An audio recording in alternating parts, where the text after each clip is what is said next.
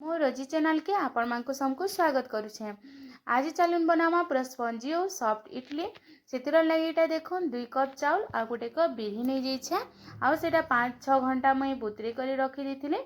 आ बुतरीला परे भल से बुतरी जैतिला सेटा के धुई धुआ करी पीस देली। गोटे फाइन बेटर टे रेडी करी देली। से बेटर के फिर फर्मेंटेशन रे मई रखी देली 5-6 घंटा। 5-6 घंटा परे देखुन बेटरटा पूरा फर्मेंटेशन हो जाइछे। आ सेटा गोटे हाथे नहेले गोटे चामच साहाय्य आमे भल करी सेटा के फिर बेटर के फेटी देमा बेले आउर टिके बेटर बहुत भल हो जायसी। तापर सेतिरे में नून आउ सुढ़ा टिके दे देले आउ थरे भल करी फेटी देइछे। आउ टिके बेटर मते बहलिया लागला बेले पानी टिके मुई दे देइछे।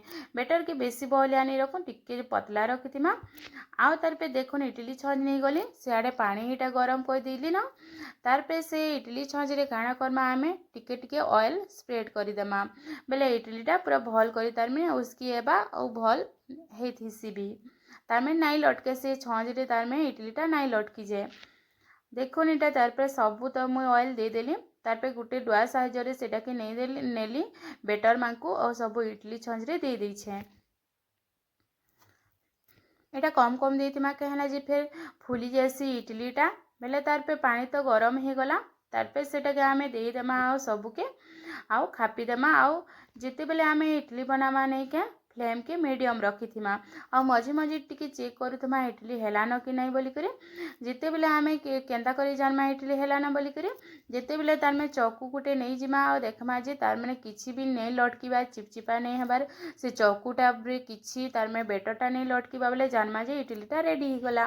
देखुन मोर इडली भी कथा कथा रे तो रेडी हो गला ना।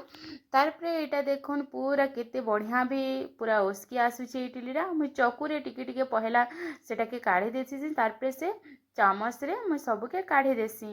देखि पारुथिबे केंता बढ़िया पूरा क्लियरली सबू उसकी आसुचे आ केते पूरा सॉफ्ट हेचे स्पंजी हेचे। देखि भी पारुथिबे आपण माने देखुन पूरा केते बढ़िया पूरा सॉफ्ट हेचे पूरा धरी देले पूरा देखुन पूरा स्पंज स्पंज में तार होचे। इथिरे किछि मेथी दाना कि किछि भी मुई यूज नहीं करी हेले भी बहुत सॉफ्ट हेछि पूरा।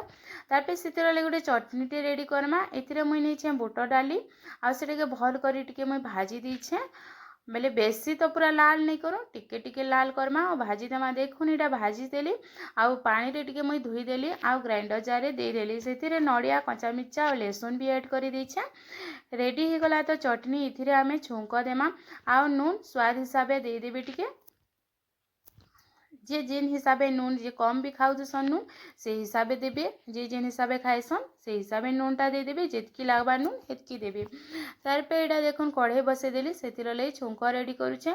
इतरे किछि भी मी बेसी जिनिस नी नै सोरसो आउ सुखा मिर्चा नहीं गली आउ छुंकटा दे देले मई रेडी हो गला चटनी। देखुन पूरा गरमा गरम इडली रे मस्त चटनी रेडी हो गला हमर।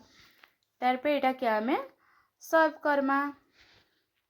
आपण माने भी इडली थरे ट्राए करूँ बहुत पूरा स्पंजी और सॉफ्ट हेतिसी रहेले।